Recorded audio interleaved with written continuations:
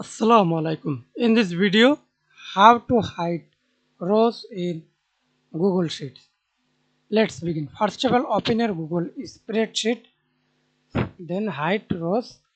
Example, select to this rows. How to use this template?